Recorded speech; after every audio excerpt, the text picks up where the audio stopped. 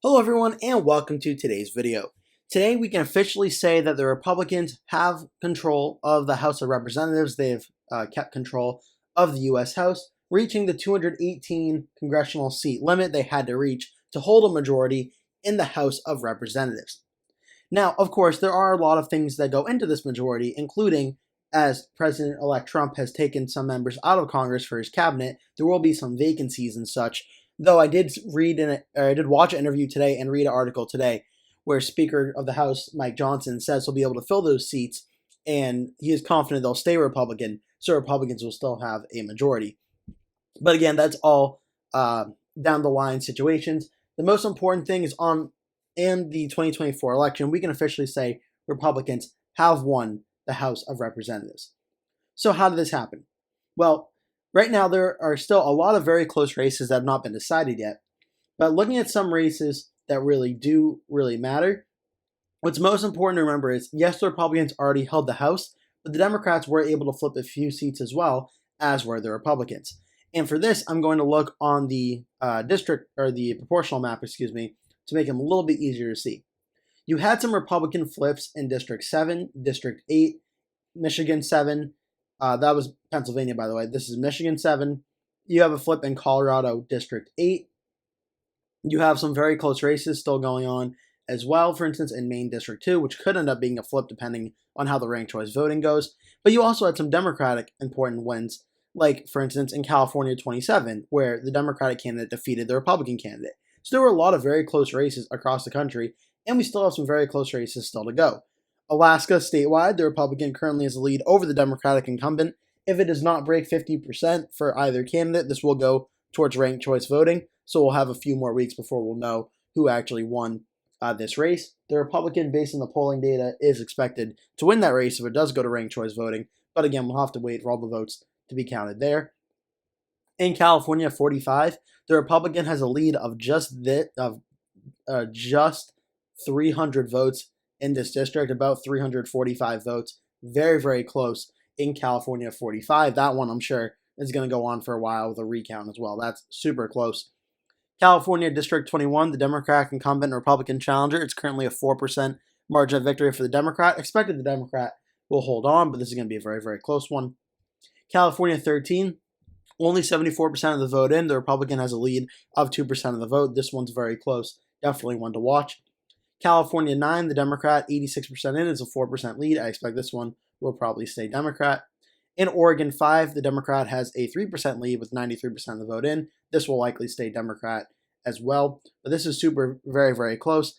Iowa, the Republican is leading by just 800 votes with over 95% of the vote in. Barely looking like the Republican will be able to hold on and win re-election there. Ohio, we have District 9. The Democratic incumbent is leading by just 0.3%, a very, very close race, a lead of about 1,200 votes. If the votes no more come in, that would suggest the Democrat would narrowly hold on and win that district in a very, very close race. And as I mentioned, we're still waiting on Maine's 2nd district, which is 49.9 to 49.7, super close. We're waiting probably on ranked choice voting for that one. So a lot of close races still left out in the United States, but Republicans have officially won the majority in the U.S. House. The question is, where does the majority go from here?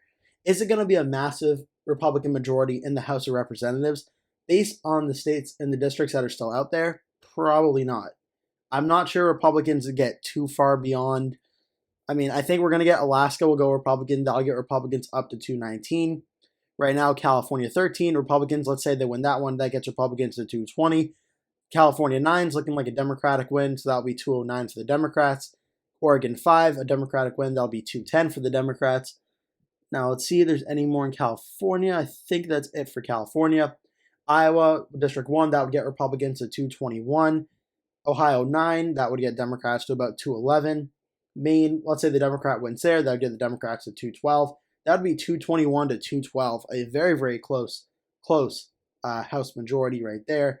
So no matter which party wins, it's certainly going to be a very, very close. I haven't done Alaska yet either. No, I did do Alaska.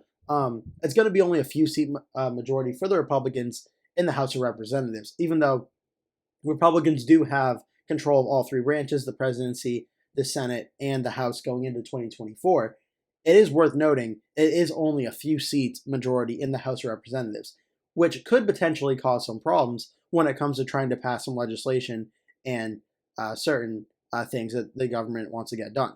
Because if there's only a few seats difference one way or the other for the incumbent party and the second party, the minority party, if it's only a few seats, and let's say a few representatives aren't there that day for a reason such as they're sick or they have prior commitments or something, that could actually flip the majority on the day, depending. So that could potentially hurt certain bills and such from being done. But nonetheless, it is very, very interesting. Republicans have officially won control of the House of Representatives. When you look at the map in the Senate race, Republicans have also won the Senate with 52 to 47 right now. Still waiting on some final votes out of Pennsylvania, but I'm very confident the Republican will win there. That'll get Republicans up to 53 Senate seats. And then, of course, the presidential election where Donald Trump won the presidential election with 312 electoral votes. Kamala Harris got 226 electoral votes. So Republicans certainly have control on all three branches of government right now. And the House is certainly, in my view, the closest of the three, which just got decided yesterday. Still very, very close, just hitting the 218 number.